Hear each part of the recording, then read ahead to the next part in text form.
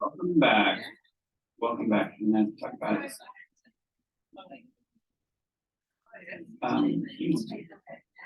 Here's the top one.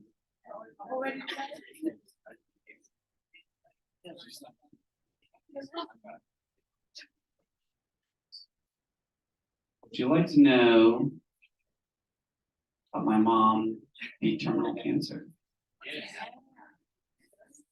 Because it also actually has a lot to do with building your network marketing business. Interesting about that. So I'm going to tell my mom's story because there's some good lessons in it. So I told it briefly, and my mom goes to the doctor, and the doctor says you have breast lymphatic and uterine cancer. You will be dead in 6 months if you don't do exactly what I tell you to do. Right now, many people go, okay, well, let me put it on my calendar. Right? It's like you understand a lot of people do that, right? And so part of it is you have to go out from here to here. Okay. So she said, I walked in the first church I could find because it was a Catholic church. I prayed and I said, God, what do I do? Me personally, not like individually, for me. Because too often people put like cookie cutter solutions to everything. So she walked into a health food store and she felt like she was supposed to buy a book called One Answer to Cancer by Dr. William Kelly. So it was a very extensive nutritional protocol, right? So she got super serious about nutrition. She didn't tell anyone except my dad that she had cancer. She goes, I don't need anybody else tell me I'm going to die. It's not helpful, right? And she also started really working on her faith. And a lot of stuff we're talking about, like a vision, having a clear vision is faith. Does that make sense? You can call it manifesting faith, whatever you want to call it, right? And one of the helpful things about not telling anyone else that she had cancer was she had no one else putting expectations on her on here's what you actually need to confess. Here's like the box. Here's how you need to behave exactly, right? Because what will happen, interesting thing is often, and I'm a big believer in positive affirmations, right? Yay. Most of the time they don't work, and most of the time they actually simply produce physical stress in your body. Why? Because the BS alarm goes off too loud internally. So my mom, she grew into understanding of faith, and faith is, it's present tense, right? Faith doesn't push off in the future; it's now. Does that make sense? And so there's analogies in business. It's like, how clearly can you see and feel the reality of what you want as an accomplished fact? Okay. So she had all this cancer, and she, because what you're supposed to do is you're supposed to say, believe, heal, everything. Does that make sense? Like, that's what you're supposed to do. But she said, I don't think I actually believe that.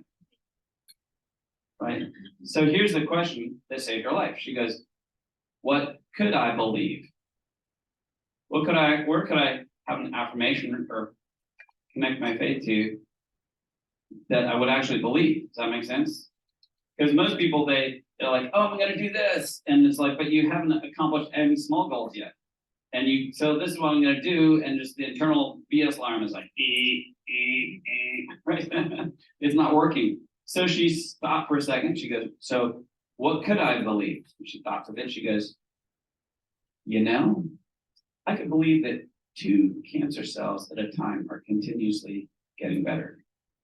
Does that make sense? Because no, I think I could actually believe that, right? So when I say believe, visualize it, see it, feel it as an accomplished fact right now in my physical body. This is what I believe is now happening. Anyway, so that's the importance of, yes. Yeah, so, and she said, what I did is I played this game, I called it spiritual spud. Spud is just like a term for this game of hot potato. Like you kind of toss the thing next, you don't touch it. Does that make sense? And so she became very disciplined on what she would allow to occupy her mind, right? What she would think about. So if she was any negative, she's like disciplined back, only focused on the goal, right? Anyways, to be authentic on the end of the story, what happened is she walks into a church one day. Now, no one knew she had cancer, and the pastor came up to her and said, "Oh, while we're sitting here praying, I saw an angel come and take something out of your body." And that's 40 years ago. But the point is that she had to get clear on what she could actually connect to, right? Not like, "Hey, go for double diamond." It's like, okay, but how is your personal integrity account empty? How about we fill that up first? Does that make sense? Right? The other thing that I want to talk today about is something called the creative process. Okay, and one of the things about network marketing is you have to have next level leadership skills. Why? I can't say, "Okay, Beck, either you get to work this week or you're fired." I can't do that. Does that make sense? And I could try and pile you with guilt and shame, but that doesn't work very well. And you'll quit. That makes sense. And that's a toxic experience, right? So good or bad, to be a leader in network marketing, you have to have like next level leadership skills. Okay. And so it's difficult to quantify exactly what leadership looks like sometimes. Okay. Personally, for me, I think the clearest description of it is by a guy named Robert Fritz, F-R-I-T-Z, Robert Fritz. And his story is that he was a professor at Boston Conservatory. So he was a professor at a college that we have musicians, artists, all these creative folk, right? And they're creating things, right? Just like you want to create a business or create a good marriage or create physical fitness, right? And he observed that these people could create beautiful works of art, music, everything, but they weren't consciously competent. They weren't consciously competent. So what does that mean? It means they knew how to create, but they didn't really realize it clear enough that they could go, "Oh, I just created a beautiful painting. I think I'm also going to create a good marriage, a good business," right? They weren't able to do that. But for some reason, he had the ability to observe the different parts to it and got very good at quantifying that exactly what are the steps of the creative process. And now he gets paid like $50,000 a day by massive companies to bring the creative process into large organizations. Okay, so what we're going to talk about works on an individual basis, like on a small scale level, on a large scale level. It's the same, and it's the same whether you're creating a work of art, a business, whether you're providing leadership structural tension for your team as well. Okay, and so there's a couple of steps to this. On this one. Here, flip it around real quick. You'll turn it around afterwards if you guys didn't look at that. All right, so there's two parts to it, and what we talk about is structural tension. We can call it the creative process as well. What happens is often organizations or leaders have one of these, but not both of them. Okay, and only when you have both of them do you have the tension between the two. Imagine if I'm holding a rubber band in my hands, and I grab it and I pull it apart. Okay, so you have to have both of these parts. Up here is you have to have we'll just say real clarity on what do you actually want to create. Be very clear on it. And here's a very important word. You cannot pour your life's passion into a compromise. You can't pour your life's passion into a compromise. So you have to be clear on what it is that you actually want. Now, here, I'll tell you an interesting thing, mistake people often make about this. It's okay, be just real honest honest on why you want to create a business, okay? And don't have a public facing goal that's sounds very high-minded and ethical when it's not actually really what you want. You understand what I'm saying? Like, oh, I want to donate to orphanages and great. But when the reality, what you actually want is you want a new BMW. I mean, you understand what I'm saying? Like, hey, be honest. Does that make sense? Maybe you have to get the BMW, you're like, I like it, but it doesn't fulfill me. Let's change it. Okay. So you have to have clarity on what you want. The other thing, you know, on the other page, we talked about selflessness. Okay. You cannot attach your ego to what you want to create. Super important. And because if you attach your ego to what you want to create, then you can't have honest and accurate feedback on whether it's working or not. Why? Because if you really tell me, yeah, that's not working, now you threaten my ego, and I get angry, we can't have that conversation. You know, it's what we see if you can have, maybe you're in a business and there's a visionary leader and he's all like, this is what we're gonna do. All the employees know it's not working, but don't tell him that because he gets super angry. You give him any feedback. See the problem? It becomes a toxic work environment because no one can tell you that it doesn't work. So we just go, oh yeah, that's working, great, sure. And everyone else is looking for a different job because they're like, we're about to go bankrupt, and the CEO is clueless. He has super good goals, clarity, big dreams, but no one can talk about that it's not working. Okay. So when you're talking about doing this in more of a network marketing organization, okay, you know, say for example, I sign up Samara. Samara's like, yeah, I want to do the business. I'm like, okay, awesome. Tell me, why? Why would you want to do this business? Like, I need to know with clarity, right? And so maybe she says, you know what? My kids go to school in the ghetto. Their friends are some kind of serious hoodlums, and I've got to make another $800 a month. Make $800 a month, get to put my kids in a private school.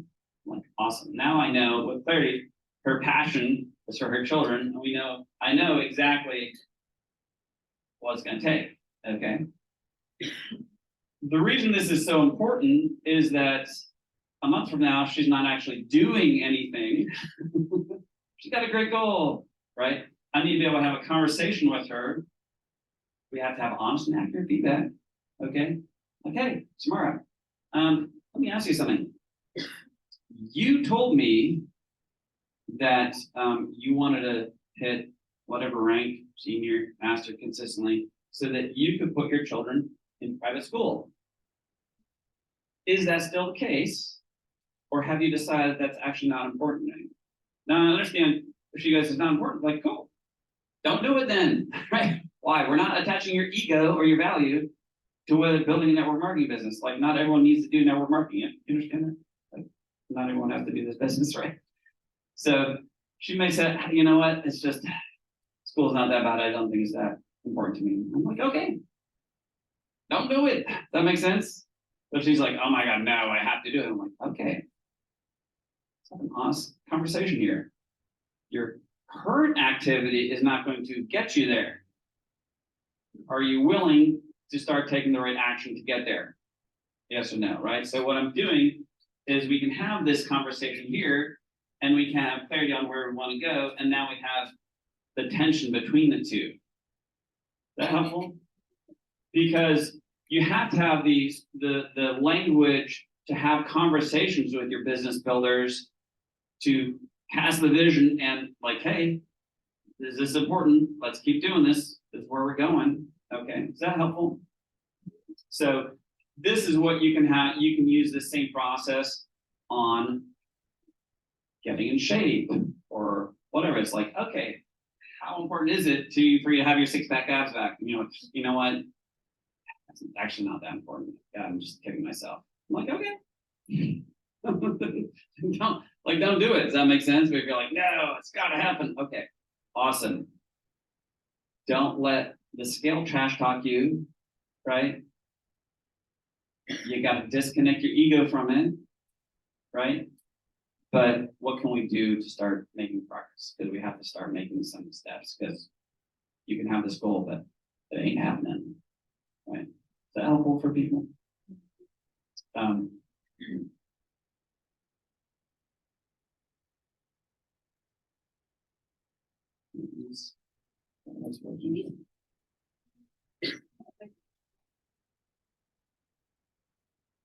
More about your honest goals, be honest with yourself, because no one has goals.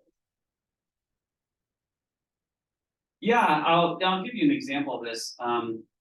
My mentor is a naturopathic doctor, and we met them actually through a network marketing business. And her husband, they became presidentials in Manitech. And the reason he became presidential in Manitech is when you hit presidential, they give you a cool ring. Mm-hmm. And that's why he did it. Yeah. Now, when he hit it, you're like, okay, you have to upgrade, like why we're doing this. But at least he could be honest with himself. That makes sense? It's like I knew people in that company who also they became that rank because they actually did want to donate to orphanages in Brazil. Awesome. But that was authentic for them. Does that make sense? It's like, we don't push you to go, oh, you have to have a vision for hitting diamonds. Like maybe you're like, no, that looks like a lot of work. But if I could have an extra $600 a month, maybe I could do my hair and nails regularly without my husband giving me a hard time. And that's what I'm doing. Like, okay, cool. Clarity on what you actually want, not on trying to make everyone else around you happy because you have these big goals. See what I mean? Like my mom, if everyone at her church knew that she was sick, and they would also have to say, well, this has to be your confession. When internally it was like, yeah, it's not accurate for me. Okay, is that helpful? So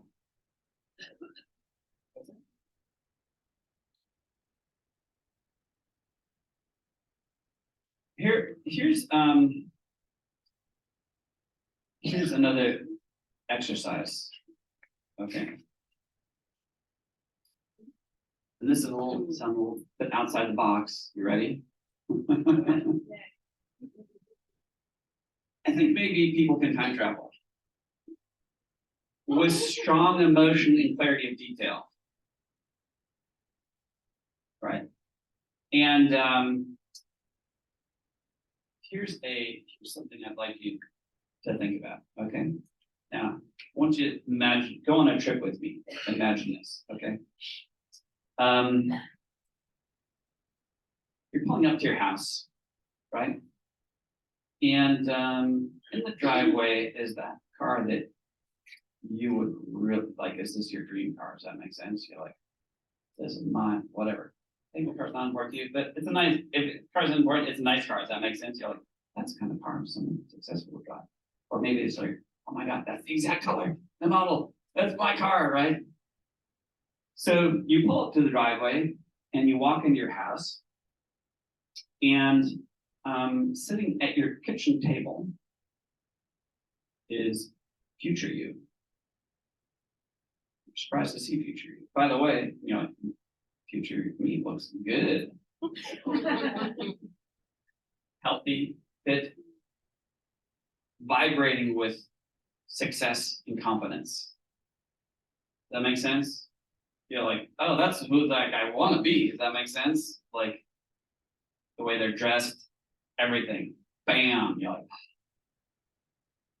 And future you looks at you and says, so Chris, thank you, thank you, thank you, thank you. I love you so much. I just want to say thank you so much. And you're like, thank me. And future you is like, yes, you created this life for me. You're like, really? Future you is like, yes, you did it. And you're like, you have any insight for me? Any hints? Yes. Pull the chair and tell you the best way to get here. Interesting. If you do that, I bet you have some tremendous insight and wisdom on it. I had a friend, I'll give you an example, because it can go both ways. He was one time in his life, he owned several martial arts studios. And he was really working himself to death, right? And he was lying on the floor of one of the martial arts studios one day, thinking about quitting. And he was lying there, and he had this clear internal voice said to him, "Don't quit, keep going." So, okay, but it was so familiar, right? He was like, "Okay, I'm just gonna keep going." And years later, he talked about he had this word dropped into his thinking, and the word was time piercing. Time piercing, what is that? You Google it, like no one, that's not a word, time piercing, right? But he came to realize it was like, oh, like using strong detail and strong emotion and clarity. It's like, what are you capable of? I mean, God's not bound by time. If you think you're made in his image, maybe you're not either. And one day, it was years later, he sold a martial arts studio. He was successful in life, all this, and he went back to that same area of town, and he looked in the windows of the place where the studio used to be. And when he did, he was like, oh. He goes, "It was me who told me not to quit." Like I went back and gave myself some amazing advice. So that's just an example of like how clear vision can you have for the future, right? Who would you trust and take better advice from besides yourself? Anyways, is that helpful?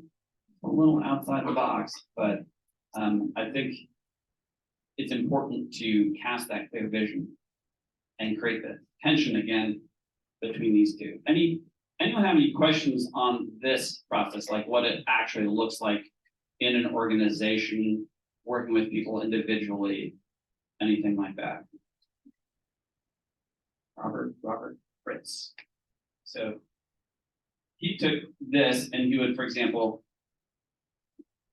Blue Cross of California, this massive insurance company in California, who had gone from like $5 billion a year in business to like $2 billion a year, toxic environments, everyone's stressed, the whole business is going down the hill. He came back and go, okay, here's what we do as a company. So you have to have a company, here's what we're doing as a company, whether it's working. Oh, you're the manager of this division. Here's what we're going to create, and here's how we're going to measure it without putting shame on you. That makes sense? At an individual level. And he took that company and turned it to $7 billion a year companies. In fact, my daughter's in-laws are very successful with a certain network marketing, amazing people. And I was talking to the mom about this guy, Robert Fritz, he's amazing. She's like, oh, I know that guy. But their company's like $1 billion a year company. She goes, oh yeah, our CEO hired him as his personal coach, and he coaches all of us. And because my daughter had mentioned, they've got really good training in that company on personal development. I'm like, there we go. Anyways.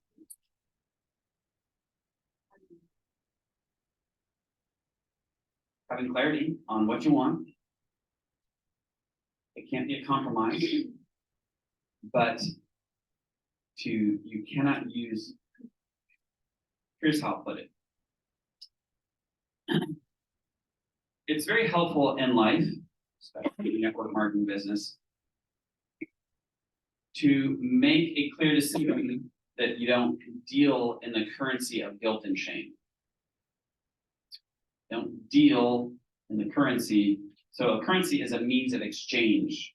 Like we're gonna exchange, have a relationship, and this is what we're using, this currency.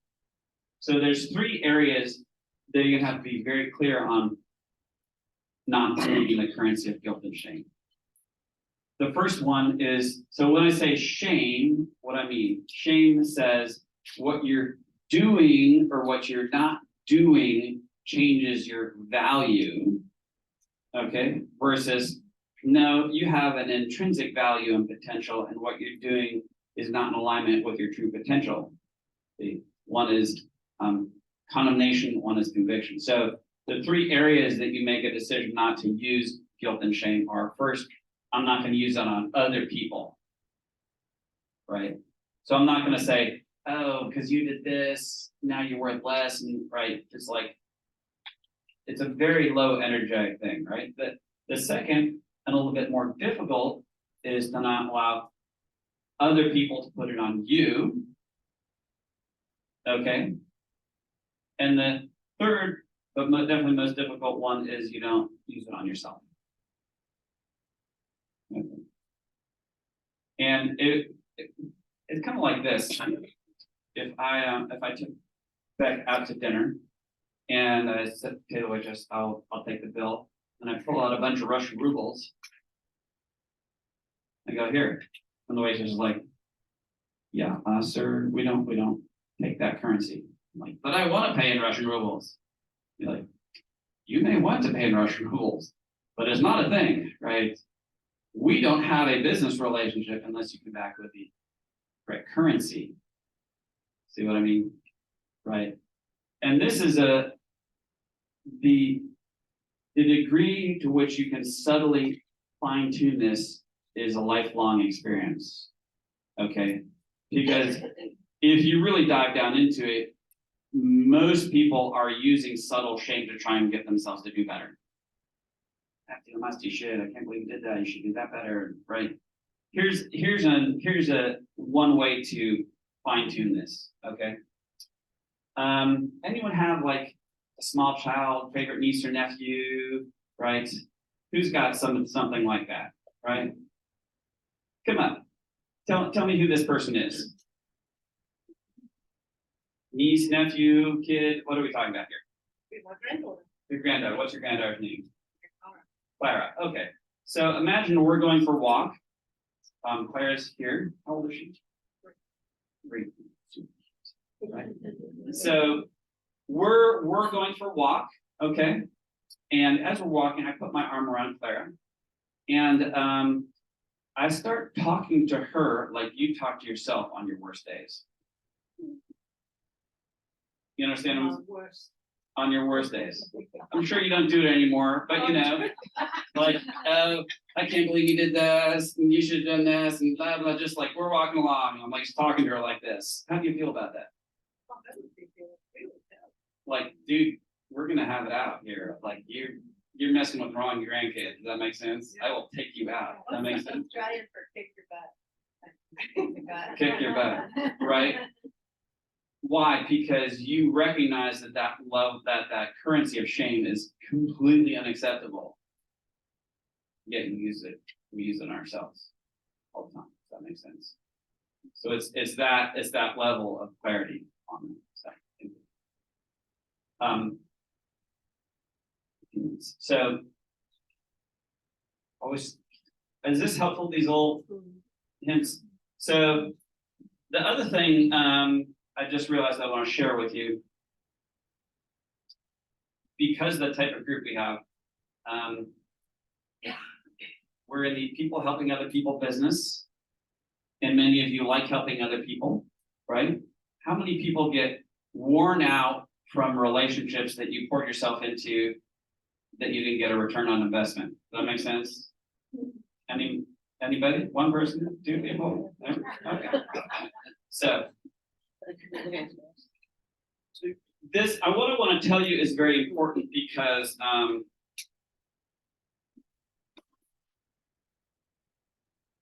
as a very caring, generous people, there's a trap in this business for you. Trap in life, but this business can play into it, especially. You know, people who are sick, like they really need, all these people who need help, they need the business, They need the products. That makes sense, right? My personal mentor is this naturopathic doctor in Colorado. And she's a brilliant woman.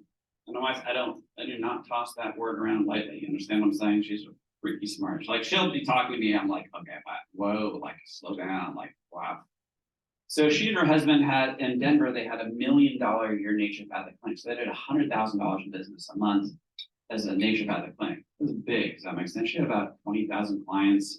Other naturopathic doctors would send her the tough cases. That makes sense. So if she's working with somebody and she's telling them what to do, but they're not doing it, she would go, well, what do I need to do? How do I need to explain this so they actually do it? Or if they were doing it, but they weren't getting better, then she's like, what do I need to do? I have to figure this out, right? One day she comes to her husband and she's like, close the clinic. I'm about to have a total nervous breakdown. When they closed the clinic, there were $500,000 or $600,000 in debt on the clinic. Close the doors, walk away. That's significant. Right? By the way, they did pay that off. But she goes, years later, she goes, God taught me this, that there's two kinds of people in life who need your help. Okay? The stumped people and the stuck people. Stumped versus stuck. Here's the difference. Stumped people, they just need a solution. They'll take it, they'll run with it, they will be super grateful. Like you mentioned the drops, you mentioned 3 words about the drops to someone, they're like, oh my God, that sounds amazing, where do I buy it? Right? And they take it, they're like, oh, that changed my life. Thank you. Right? That makes sense? They have lots of gratitude. Ding, ding, ding, ding, gratitude, gratitude, gratitude, gratitude. Stuck people, they're not sure if things will get better. Ever. They will take all 100%. Everyone know that all means 100%? Just to be clear, 100%. They will take 100% of your resources. And in the end, when things don't work out for them, guess who they're blaming? You, because you didn't do enough for me, right? So the important thing to understand about this as you're operating in the people helping other people business is keep a close eye out on gratitude, right? No gratitude, the alarm bells will start going off. Ding, ding, ding, ding, ding, ding, ding, ding, ding, ding, ding, right? Now, I'm not saying that you don't ever help stuck people, but here's what you do. You first have to take personal inventory. Right? You're like, oh, this person's kind of negative and they do things where they're never very grateful. You're like, they might be stuck. What do? I go, do I have enough extra physical, mental, emotional, spiritual, financial resources that if I pour it into this person and I get no return on investment, in fact, if they turn around and bite me, am I okay with that? There may be times when you're like, I just feel it's the right thing to do. I'm pretty bulletproof. If this doesn't work out, I don't think it's going to impact me that much. Most of the time, often that's not going to be the case, though. You have to be honest. You're like, I don't know how I would handle that. You must have the language and framework to walk away from this. I don't care if it's your nephew, your own child, your best friend, okay? Why? You're like, no, I have to, I must, I should. Oh. You're dealing on the currency of guilt and shame. So that's how you operate. Is that how you operate in your relationships? You allow shame.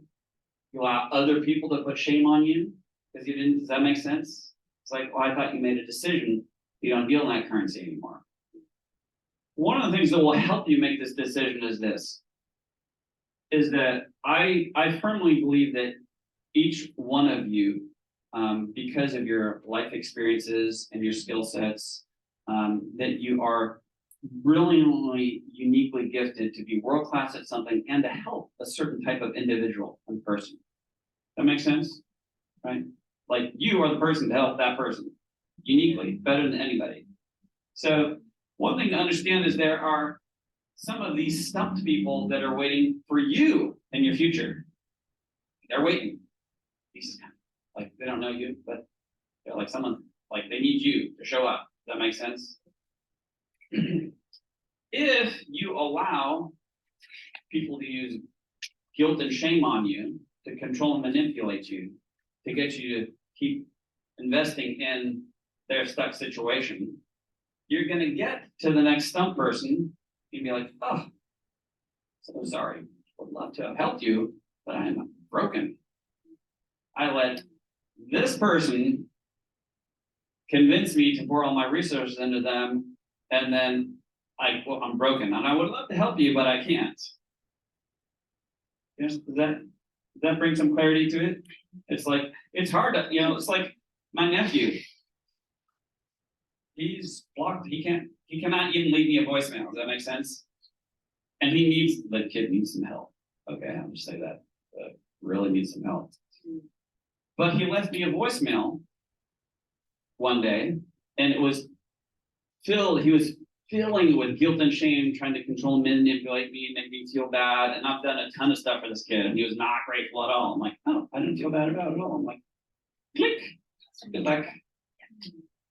Why? Because I have a responsibility for these people that I show up 100%. Does that make sense? And it's like, yeah, you don't get to talk to me like that, like because I will not participate in that at all. Is that helpful for people? Because you're going to run into this in your business. You understand? And newsflash for you, like, not everyone who signs up is going to be successful. Did you know that? I don't know if you knew that.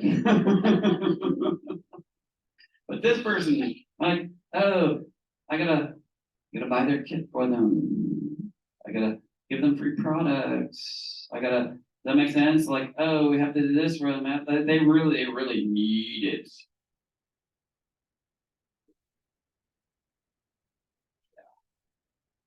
And depending on their attitudes, that makes sense?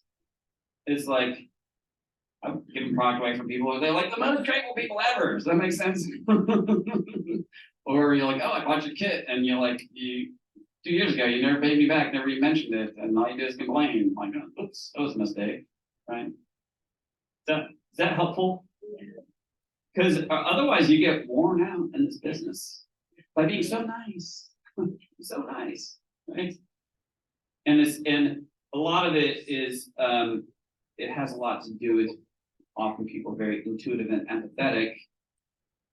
And it's like you putting stuff on your plate that's not your job. That makes sense.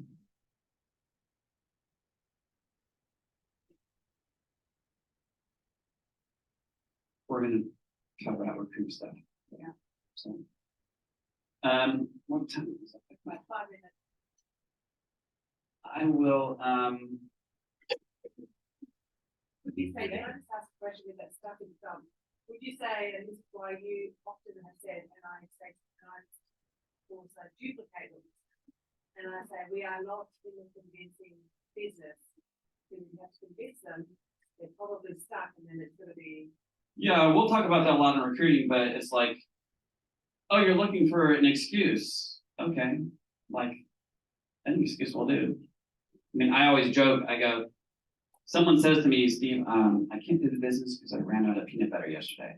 I'm like, that sounds quite tragic, actually. Good luck. But shouldn't you tell them that's not, I'm like, you want an excuse, they'll find one. It's like, oh, you want an excuse? Well, that one will do. Yeah, cool. You're good. Unless I can say, so you're telling me that putting your kids in private school is not actually important to you. That's what you're saying, right? Like, because if this is actually important, like, screw lack of peanut butter, we will overcome anything. That makes sense. It's like, oh, so sometimes for a leader, if people are giving you a lot of excuses, like, oh, maybe we never got clear for them. There's no tension between the two. So I will share one other thing similar to this. How many people in here would probably say, oh yeah, I'm one of those empathetic people, right? I want to I'll give you one other thing. I want to give you one other tool because to navigate your business, okay? It's called take a measurement on the stress bucket. Well, we talked about flow, right? So it's going to be another way to measure flow, right? So what a lot of times intuitive, empathetic people will do is you're aware of other people's pain and struggles, and you're the most together, competent person in the environment. And so you go, oh, I'm aware of your need, and I'm actually capable of fulfilling your need. Therefore, I'm going to put your stuff on my plate. Right? Here's what it feels like. Okay. It will feel like you're on a treadmill that's going a little faster than you feel comfortable with, right? The problem is if you quit or if you happen to fall on the treadmill, you see these 4 people lined up next to you, they're all going down. Why? In your mind, if you fail, they go down. Does that make sense? Right? And it's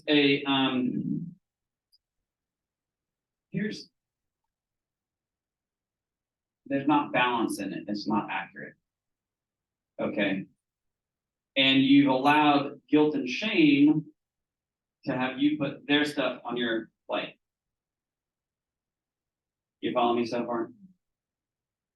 And I'll give you an example. You know, we talked about 2008 when our whole world kind of went down the toilet financially, you know.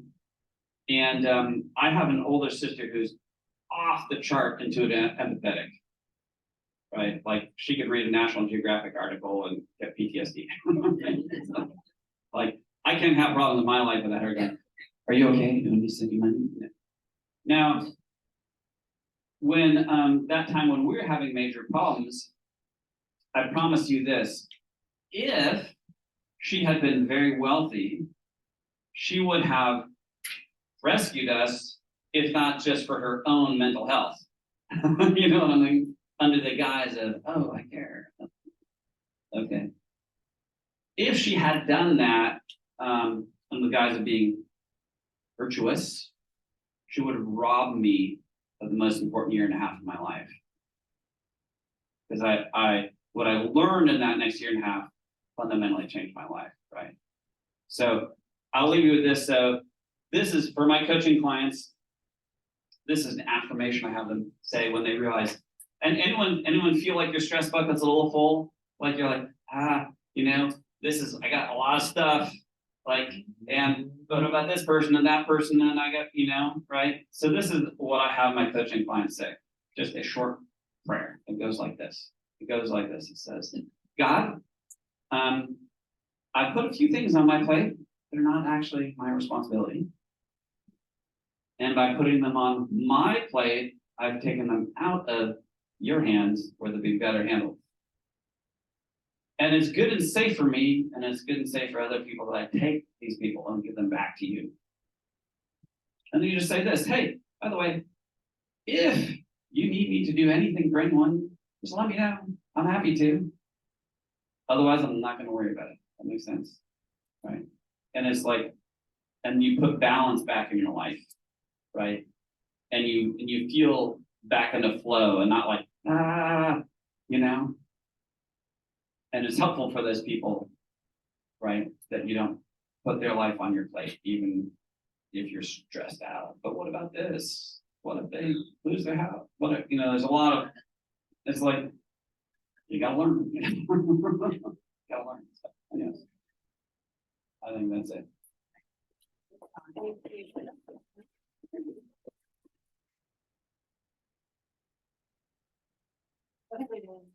Yeah.